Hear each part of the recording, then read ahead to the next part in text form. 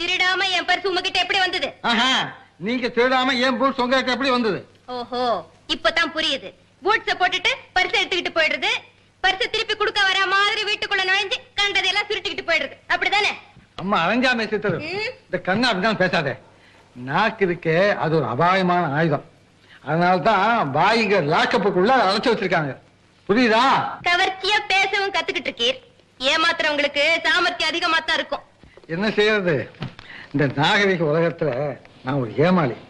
இங்க ஒவ்வொரு செலவு மடிப்பிலையும் ஒரு சதி மறைஞ்சு கிடக்கு.